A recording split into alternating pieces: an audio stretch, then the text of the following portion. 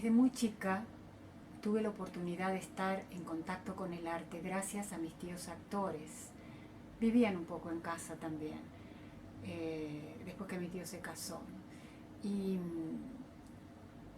a mí me impresionaba, siendo una niña de 8 años, ver cómo esos textos que se repetían y se repetían hasta el cansancio se convertían luego en una escena de la vida misma, tridimensionalmente sobre un escenario. También me impactó la queja de mi tía, Dora Prince, ¿no? Sobre la condición del actor, esa espera constante de ser llamado o no ser llamado, convocado para una obra de teatro, para la televisión, el cine y demás. Ella me enfatizaba la dificultad del actor, que dependía de un montón de elementos externos, tales como un texto, una puesta en escena, obviamente, un escenario, eh, el vestuario, la elección del vestuario, un director, la música, la iluminación. Evidentemente es un arte colectivo. Entonces me dijo, si yo quería dedicarme al arte, que eligiera algo en lo que fuera lo suficientemente independiente para no padecer lo que ella padecía. Un instrumento musical, por ejemplo, por eso estudié guitarra clásica durante años, y, o en la literatura. Con la literatura solo se necesita un lápiz y un papel en aquel tiempo, ¿no? Ahora necesitamos las computadoras.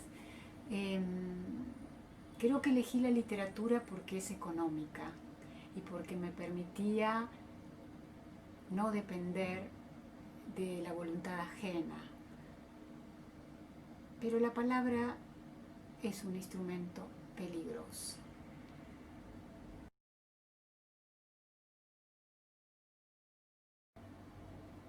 Es extraño este oficio. Una se sienta frente a una pantalla oscura a esperar que salga algo de un lugar desconocido de una misma. ¿Cómo buscarlo entonces? ¿A qué zona difusa dirigirse? ¿Hacia dónde ir? ¿Hasta cuándo esperar? Las palabras no salen de la mano, no salen de la cabeza, no salen del pecho. Y si es verdad que salen de la memoria, ¿dónde está la memoria?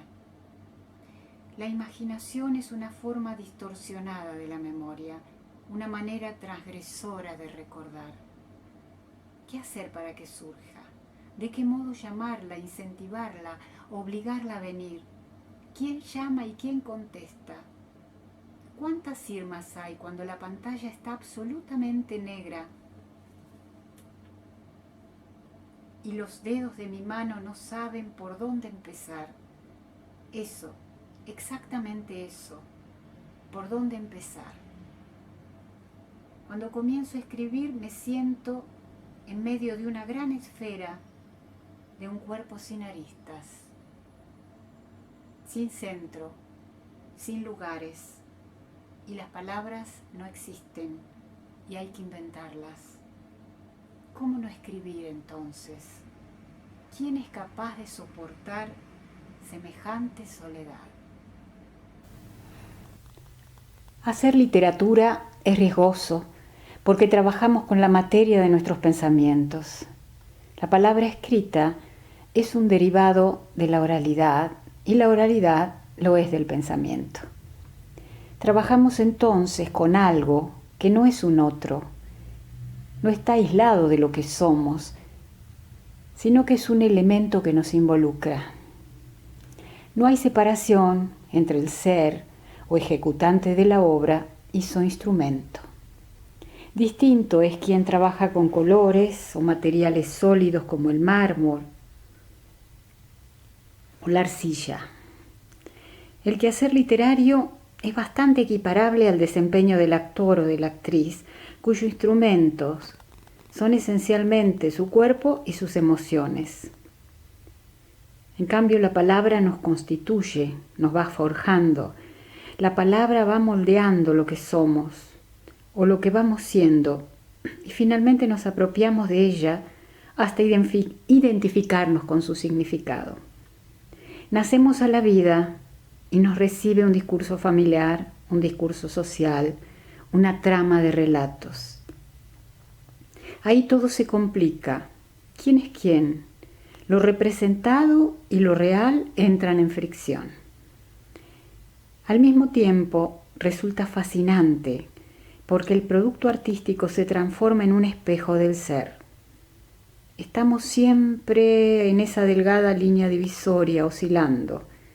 No es casual que la literatura, especialmente la poesía que se sostiene en una síntesis del lenguaje, en un modo de abstracción suprema, haya conducido en una considerable cantidad de casos a la locura. La palabra escrita que densifica nuestros pensamientos, eso que nos constituye y labra nuestra identidad, puede volverse mortífera a la vez que reveladora. Estamos hablando de la locura, que es la ruptura de todo orden, por un lado, en oposición a un orden mayor, el generado por el pensamiento racional, vinculado a la palabra. Y como si esto fuera poco, el lenguaje hablado y luego corporizado en la escritura tiene muchas funciones. Sirve para muchas cosas, sirve para decir buenos días, sirve para elaborar el ticket del supermercado o escribir el Quijote. Esto ha hecho que la literatura, es decir, el arte de la palabra, haya sido siempre invadido por lo ajeno, por las ciencias, el periodismo, la historia, los libros de la New Age y de otra serie de variantes pergeñadas por el mercantilismo. Aunque a veces se haya nutrido felizmente de discursos, de nuevos discursos, para evolucionar sin salirse de los parámetros de la estética. La literatura, en tanto arte, es un territorio fronterizo que se resiste a ser definido. Estos son tiempos interesantes porque el contacto con los nuevos discursos, las artes visuales y las nuevas tecnologías ofrecen variantes de transformación y evolución de la obra, no solo para la literatura, sino para todas las artes.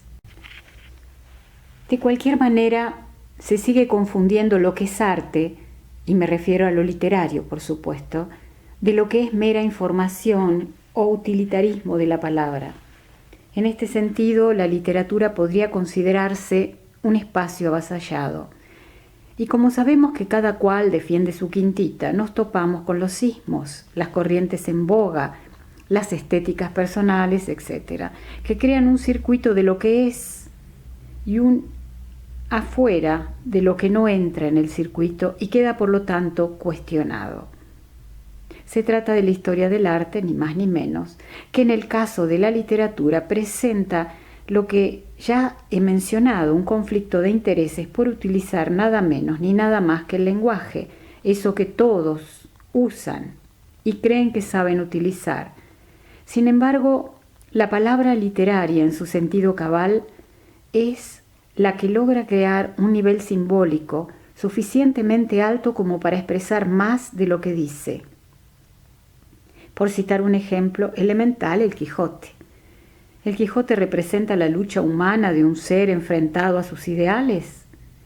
¿Representa la dualidad entre dos seres, uno quimérico y otro práctico?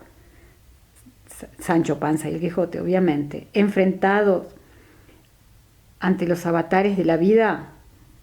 ¿Representa la caducidad de las novelas de caballería? Y dice esto y mucho más, y allí está su valor. Representa más que estas cosas. En este decir más de lo que dice y seguir aún produciendo sentidos a lo largo del tiempo, está su valor. La palabra literaria es, por lo tanto, generadora de vida constante, por el hecho de producir de manera continua múltiples significados. No casualmente, las grandes religiones y tradiciones culturales le han dado a la palabra el lugar fundamental. En la tradición hindú, la palabra proviene del akasha, del éter, que es el lugar de la divinidad. Es la conectora de planos, permite enlazar la dimensión sutil de los valores con el denso universo cotidiano. De allí que las plegarias ocupen un sitio trascendente en las prácticas espirituales. La palabra emerge de los planos intangibles y se materializa en el mundo. Está vinculada con el aire. La Biblia dice: en el principio fue el Verbo. De la palabra surge la creación del mundo perceptible, palpable, visible y respirable. En la cultura guaranítica de los pueblos originarios latinoamericanos no es muy diferente el concepto. Para la cultura guaraní, la palabra es alma, está absolutamente ligada a la verdad y se vincula directamente con la idea de perfección y plenitud. El nombre de una persona debe estar en consonancia con una determinada órbita para que esa persona pueda reconocerse en su propia identidad. La palabra no debe ser transgredida ni negada. En estas circunstancias se complican aún más las cosas. La palabra en tanto alma es aliento de Dios. Sin embargo, la palabra escrita como plasmación de la oralidad, es decir, la palabra convertida en cuerpo, dejando o superando su condición de aire, se vuelve piedra. Adquiere el valor de un monumento, de un documento. La palabra es monumental. Y desde su origen proviene de una dimensión superior para gran parte de nuestras culturas. ¿Qué ocurre cuando desciende al plano material? Corre el riesgo de vulgarizarse, de aplanarse o de achatarse en su intangible búsqueda de elevación. Escribir o hacer literatura, entonces, nos convierte en canales intermediarios o intermediarias de existencias desparejas. No es sencillo encontrar un balance entre sitios tan desbalanceados, pero el desafío es, sin duda, apasionante.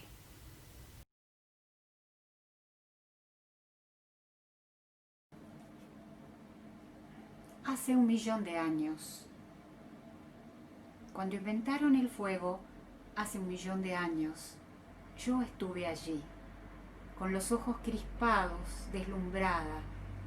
Venían desde lejos, amontonados en el gentío, infinidad de ojos que llegaban también para mirar el gran acontecimiento, el modo en que los fenómenos del cielo cayeron imprevistamente en esta tierra y se manifestaron los espectros de la luz, llevados al extremo de ser mucho más que sí mismos, encandilando.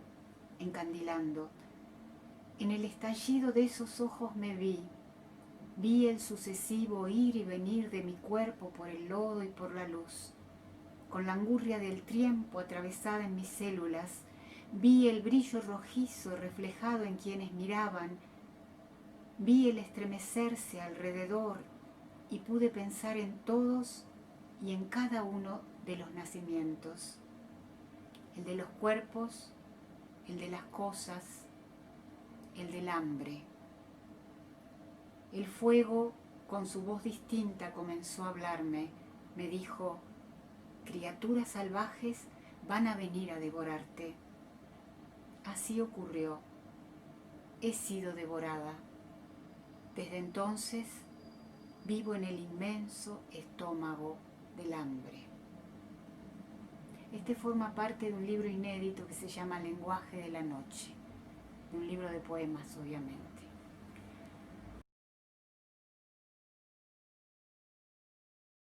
Muchas veces he reflexionado sobre este mito del origen de la escritura. Nunca es uno solo. Digo mito del origen, aquella escena, aquella situación que nos impulsó a elegir un arte, una vocación.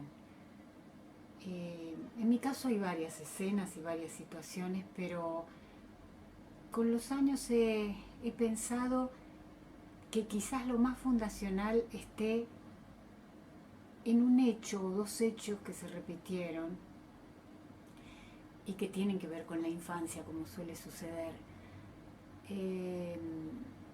La muerte en la infancia Es un hito, es una especie de explosión, es un suceso ineludible. Yo tenía 5 años cuando mi abuela tuvo la tarea de tener que avisarme o informarme que había muerto mi madre. Empezó a dar vueltas, no encontraba las palabras, empezó a retasear el lenguaje. Y 2 años después mi abuelo tuvo la misma, digamos, desagradable ocupación de decirme que había muerto mi padre. Hizo exactamente lo mismo. Empezó a buscar lo que no podía encontrar, como si la palabra muerte, o el concepto, mejor dicho, de la muerte, no tuviera su equivalencia en una determinada palabra. Esa situación, a lo largo del tiempo, fue germinando. Me hizo pensar que las palabras eran muy importantes, que las palabras encerraban una clave con respecto a algo mucho más grande que ellas, que no podía ser verbalizado, que no podía ser simbolizado. Suele pasar que frente a un hecho como la muerte, solo aparezca el silencio, y que el silencio sea muy elocuente. Pero ese juego que los adultos empezaban a hacer con las palabras, esos gestos, esas sugerencias, ese balbuceo, me hizo prestarle atención a las palabras.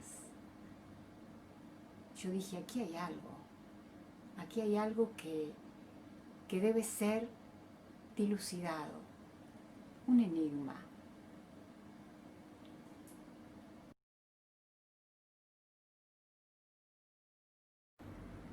El cuerpo de mi madre. La veo pequeña, mi madre, tan pequeña que ni siquiera parece una madre. Es demasiado pequeña, allá donde yo la veo, muriéndose en esa pequeñez de madre. No es una mujer, no es una madre, es una pequeñez que titila en una lejanía inmensa. Me he desesperado por hacerla revivir, por hacerla crecer, por obligar a sus piernas a estirarse. Y cuanto más grande era mi desesperación, más chiquita se volvía ella, más y más se acurrucaba sobre un pliegue del mundo y ahí se quedaba. Solo le crecían los ojos, se le desbordaban los ojos dentro de su cara, de esa minúscula cara que flotaba sobre su cuerpito de escarbadientes. Ahora sé que ella se ponía aquellas polleras amplísimas, nada más que para disimular la distancia enorme que la separaba del mundo. El mundo era una palangana que iba creciendo tan rápido, que el cuerpo de mi madre apenas tenía tiempo de reponerse.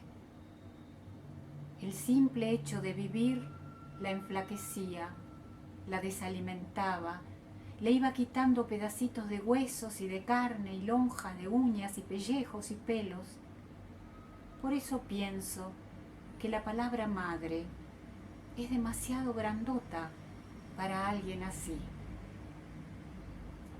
Este texto forma parte de un grupo de textos, digamos, narrativos, que se titula Las pálidas matronas e integra el libro La escalera del patio gris, que es un libro de relatos.